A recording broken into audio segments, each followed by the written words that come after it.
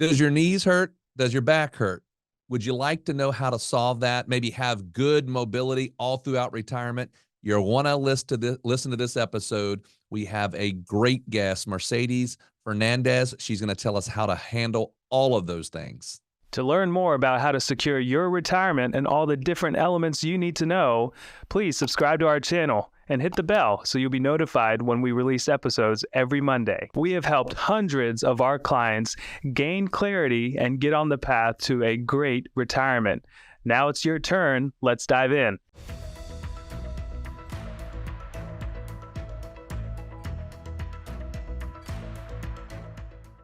Welcome, everyone, to Secure Your Retirement Podcast. One of the things Merce and I try to do on this platform is to really help people as they are planning for and living throughout retirement in a couple of different ways. Obviously, a lot of times we're talking about the financial plan part of things, how to manage money, how to deal with all those things.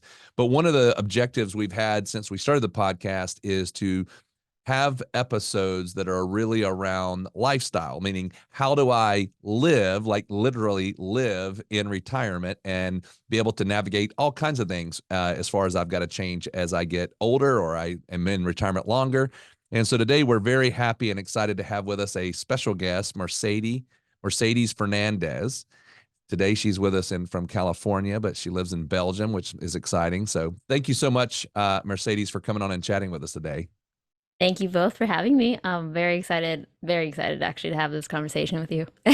Great. So I was telling you, Mercedes, that most of our listeners and clients, I would say typically are 55 years of age and older. They are planning for and wanting to go into retirement. Many of our clients say, hey, I'm going to retire at 65. I've got, 10 years that I just want to travel and do things.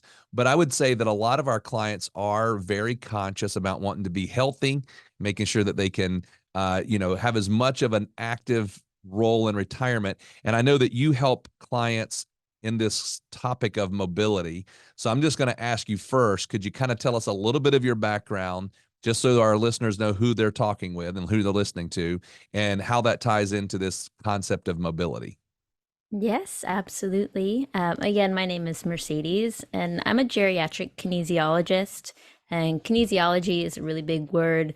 It really is just a fancy term for study of human body movement. So physical therapy, physiotherapy, personal trainer, all encompassing that field. And so what I've been doing is I grew up with my grandfather, and I had a really, really strong bond with him. So as I got into school, went to higher education, I started working with a special population. And that's essentially how I evolved into this niche of geriatric physiotherapy, kinesiology, working specifically with older adults. Just because what I was seeing was, we focus a lot on kids, we focus on the modern middle-aged generation, youth, young, healthy, but I was seeing that we were actually really overlooking our older adults or elderly or senior citizens. And it just really broke my heart. And while I was taking care of my grandfather as he was aging, I put two and two together. And so my mission, I believe my purpose on the planet is really to help older adults stay mobile if they've had an injury, an accident, very common hospitalization. When I'm sure maybe both of you have experienced perhaps like an injury or, a strained muscle, even just a sickness, if anyone got COVID, really being out for a couple weeks can be very detrimental, but you're losing your freedom as well, and you're like feeling achy and like all these things. But when you witness an older adult go through that, or you have experienced something where you lose your mobility, it can feel really I don't know if detrimental is the right word. I just myself have been through a pretty gnarly injury, so I really just have this passion to help people stay mobile, to regain if there has been some kind of step back, to keep that. Yeah, great. Mercedes, thanks for that overview. And that makes me question. So I'm in my mid 30s, Rayden's in his early 50s. When I get an injury, I don't worry about it too much. I feel like I'll bounce right back, a week or so later. And I don't unless it's something major, my body does a good job of being able to heal itself, right? That's just someone because they're a little bit younger. Rayden probably says, well, it's not just 1 week for me. Maybe it's 2 weeks for me, but I kind of bounce back. But once you get up into your late early 60s, late 60s, 70s, 80s, right? The clientele that you're working with, it's a different story, I imagine. And there's a lot more work that goes into it. There's a lot of habits, I believe, that you would have to set up to, relearn or do something like that. So what are some of the more common mobility issues, I guess, that you're working with or that you see, and maybe things that can be avoided just by, having good habits around, I don't know, stretching or walking daily or things like that? Definitely. The most common I see is a lot of either neck pain or upper shoulder trapezius pain or lower back pain. And this is typically common because of some bad habits that have been picked up, whether they're using a walker or cane, or they've just, have old shoes that they love to live in, or a couch, things that we often overlook. But the common injuries I would say the most are because you mentioned stretching is actually one of my favorite things that's also overlooked. And sure, maybe perhaps some who are listening have heard of Stretch Lab. That's a really big thing now. It's really hot, it's trendy, and I'm really happy it came about because the less we stretch, the tighter our muscles get. You know, stretching is something that is designed. Again, we're not really taught it either unless you go to kinesiology school or physical therapy and et cetera, et cetera. But because there's the tightness in the shoulders, we call it kyphosis, but it's hunchback. That's like the more common term is you're rounding in the shoulders. So that's where you get this neck pain. People are looking down, we're staring at our screens more. So the most common injuries would be around that. And to help it, I would definitely suggest some stretching, opening that up. And then the lower back pain is also really, really common. I think I myself feel it. And I don't know if you two have ever felt some lower back pain. And that's a whole nother, that's a big conversation we can dive into. But those, the lower back pain is kind of it's a big caveat. It's interesting you brought up Stretch Lab. So I have lower back, pain that I deal with, as well as knee pain. Mm-hmm. And so I went to Stretch Lab, not even going for the purpose of that. And they said, you probably are going to see your knees feel better, maybe your lower back feel better from the stretching. And it was amazing. So amazing that I actually have bought other little devices to help me stretch, and I stretch every day. And it is just amazing how much that helps with lower back and knee pain for me. So I kind of want to talk to you a little bit about that. I mean, in your scenario, are you teaching people how to do simple stretches at home? Maybe they don't want to go to a Stretch Lab or go have somebody else help them. They just want to do that. Do you have techniques that you can actually help individuals right at their home learn how to stretch? Yes. And I have, YouTube videos on that. And then for me, what I really enjoy is that there's a lot of simple stretches that we can do anywhere, really, whether that's waiting in the car or watching TV on the couch. Maybe that's even standing at the kitchen counter. I definitely do provide that, and I actually love to do that because, like I said, stretching is overlooked. But if we all learn how to stretch, we can really diminish a lot of the pain that we're not even really realizing we're having. And so you talk about this idea of mobility, and then we were talking before we started this that sometimes that I like this topic about, we get something to help us. Maybe we are having a scenario where maybe we start to get a little in a position where we maybe feel we need a little assistance, whether that be a cane, a walker, simple things, or maybe even just the type of shoes that we wear. But you kind of talked about the fact that sometimes people get these and they don't know how to use them correctly. Maybe it looks like you can use it correctly and you see it on TV or you see a friend and you think, oh, that's how hard can it be? It's a cane or whatever. But using it incorrectly, what could that do? Yes, that it goes back to what we just talked about, that kyphosis, the rounding of the shoulders, the lower back pain. Not only does that compromise the posture, because most of the time, and I encourage everyone who's listening, and you too as well, the next time you go out to the grocery store or out in the community and you happen to see someone with a walker, just kind of notice how they're reaching for it. Most of the time, if not 100% of the time, it's too low. So what happens there is because someone's reaching down, they're hunching forward, and then the walker's actually being pushed too far forward, so their feet are following behind, and then they start to drag their feet, and it's a recipe for an accident. It's a recipe for a fall. If there's wheels on the walker, those no one tells you which terrains to use. I really get a lot with my clients of, well, I have a 2-story house, or I live in an apartment that doesn't have an elevator. What do you do when you need a walker but you have stairs and there's no accessibility ramp? Well, that's a really big fall hazard, because they end up trying to drag the walker up, or they bring it down, and that can cause a tumble. So there's little things. It's not always mechanical, but it's that lack of instruction. And unfortunately, a lot of the order a walker on Amazon, it doesn't come with, okay, here's how you set it up and here's how you use it. These are things you need to look for. And so that's kind of where I'm coming in to help just bring that awareness.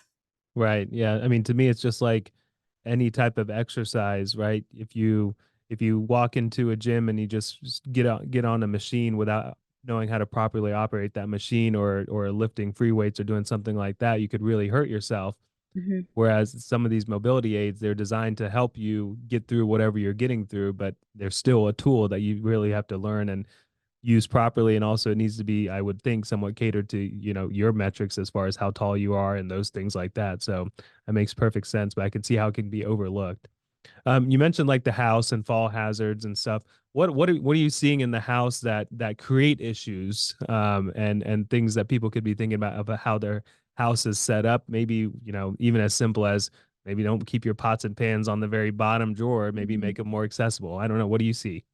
Definitely. That's a great point. Actually, I was just telling my parents, I'm in town visiting them, and just kind of rearranging the house to see, like, okay, well, we can't reach the trash cans on top of the stove, on top of the, what is it called? The stove fan. Oh, yeah, Exhaust fan. Exhaust fan. Yeah, it's the exhaust fan. Thank you. They, it's hard for my mom to reach now. So little things like that. Oftentimes, clutter is a really big thing. As we age, we get sentimental. There's a lot of things that we might not want to throw away. There's things that we kind of forget about. So things that I see often is narrow hallways. And then if a mobility device gets introduced, is it accessible? Is the hallway open enough? Are the doors big enough? Do the doors open out? Do they open in? Are they heavy? Are they weighted? The stairs is a really big one that I see often. And then rugs and carpet, especially bathroom rugs. Those are really something to kind of keep an alert on. And then, do you have any grab bars? Excuse me. And the grab bars are based, most of the time they need to be installed, but in the bathroom area, the shower area, is there anything that you can grab onto that is sturdy, that's not going to pop off the wall in any case that, you get dizzy, you lose balance, there's a fall. So I often see that the houses are usually not set up for some kind of mobility precaution. Yeah. So, okay, we talked about the fact that, some of our folks that might be listening might be entering that phase. And then we've got a lot of folks that are listening that may be saying, hey, look, I'm not that bad right now. I'm younger. I'm 55. I'm 60. I'm 65. I'm getting around really good. I don't have a problem with balance. I don't have a problem with those things. Maybe I got some lower back problem. Maybe I got some knee problems. But what could you tell? I guess say it this way. Could you explain the benefit of what we could do now that might help us to prolong the ability of mobility? So that we don't get into that situation. Yeah, it is probably going to happen eventually, but maybe we can prolong it and we maybe get a few more years before we get to that point. Are there things we could do now to help us avoid that or prolong it? Yes, excellent question. And I would say that my favorite answer, I wouldn't say answer, but what I can attest to is just keep moving. Mers, it sounds like you are a very active man. And so, you both know, just keep walking, keep moving. The more sedentary we are, the more back pain, the less muscles we have, the more aches we have. That tightness comes from not moving. So you're sitting on a plane for 10 hours, you get up and you're like, oh, I haven't moved my legs for 10 hours, 10 plus hours, depending. For me, it's a 10-hour flight. And that tightness really starts to add up, which is why the stretching is so important. So the best prevention that we can have, the maintenance we can have, is to keep moving, incorporate some kind of stretching. It doesn't have to be a stretch lab. It doesn't have to be facilitated stretching. You can do range of motion exercises at home, but the best medicine is movement, in my opinion. So whether that's walking, it doesn't have to be, lifting a bunch of weights. It really just can be as simple as practicing reaching up over the stove again, and keeping those arms going up and down, side to side. Looking, neck mobility is really important.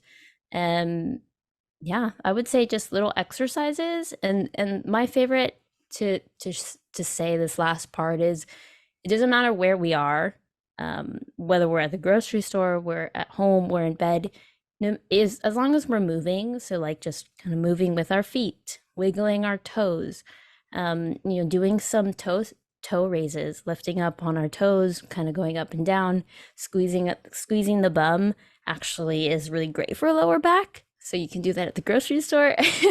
No one can see you, if you're waiting in a long line, just kind of like squeezing your stomach, squeezing your bottom, kind of gripping the toes in the shoe.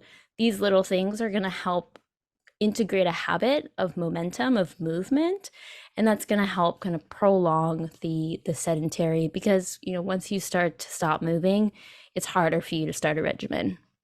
Gotcha. Yeah, as you were saying every one of those, I just started doing them just because I You were sitting here, right? Yeah. I can still do that one. I can still do that one. I'm pretty happy. So let's talk a little bit about like your process. And so someone comes to you and says, someone wants to work with you, right? I'm sure you have a bit of a conversation with them, and then you go down a process, eventually come up with some type of regimen. So tell us a little bit about that for everyone listening. Yes. So you can access me, everything that I do, on my website. There's resources there, but essentially everything is personalized. It's customized. I've been doing this for over 10 years. So, and I work specifically with special populations. So I've worked with stroke, cerebral palsy, traumatic brain injury, mostly for, it's a more of a gentle customization, exercise plan, health plan, you would say.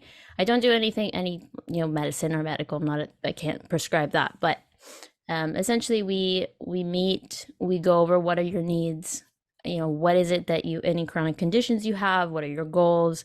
And so again, everyone is really different, but essentially it's personalized, and we either do some kind of exercise virtually, or we do stretching. I also work primarily with caregivers as well. So if you are a child of someone an aging parent and kind of need some help with resources in your area, or just need to, kind of vent it out, I can assist in that as well. So what is the best way, if somebody's listening to this and they, either for themselves or for somebody they know, think, hey, I would like to get some more information on this. I'd like to understand how you work and maybe get a chance to chat with you. Tell us the process of what's the best way to do that? Yes. Best way is to definitely ping me on the website. All of that goes directly to me. So I have a chat, it's at the website, which we will probably go through at the end, but the direct chat is direct to me, or a contact form, and everything is pretty automated. So if you decide you just want to go for it, you can book an appointment there, and then we get that scheduled. But I'm always available to chat. I guess that's like the best way to say it. But yeah, just through the website, movement.info, and I speak both Spanish and English. So for me, it's really just a matter of who needs help and how can I assist in the best way, because this population is truly special and we need it. I think, as you both know, baby boomers, it's not even just the baby boomers, we're each aging every day, and we really need to be prepared for it. So not only for ourselves, but our loved ones. Yeah, and the way you spell your website's a little bit different, I guess, than what it might sound like. Is there a reason why, by the way, you spelled it that way? Yes, so it's movement in the French way. It's a Oh, spelling in the French. I'm currently learning French as well, being in okay. Belgium as a French speaking, but I wanted to kind of differentiate in the way I think that the way certain things in French are spelled is really beautiful. And so there's a U in it, but essentially movement is universal. Yeah. So whether it's in English and Spanish or French, it's still the same word if you really break it down. Which All right, so I'm going to say this. If you are listening to us on the podcast or you are listening to us on the website, we'll have it in the notes and it'll all be there so you can do it. But just so that we can have it real clear, you need to say now the name of the website in French. Movement. Oh, there. Okay. Yes, it's I'm getting there. I actually just had my French class today. So but yes, it's movement, MOUVEMENT.info. So .info. Very good. Well, Mercedes, thank you so much for being on with us, spending some time with us to educate about what you do and what the aging population needs help with. So we'll have all your information in our show notes, and we appreciate your time today. Thank you both as well. And I very much appreciate what you both are doing too. So it's been a pleasure for being on here. Thank you. We hope this video has given you some confidence and clarity as you plan for a worry-free life in retirement. But what else do you need? We have created a complimentary video course called 3 Keys to Secure Your Retirement. This video walks you through step-by-step what you need to do to get ready for retirement. You can also check out our podcast called Secure Your Retirement. You can subscribe below. For more retirement tips, check out these videos. Also, if you find them valuable, please subscribe to our YouTube channel and give us a like.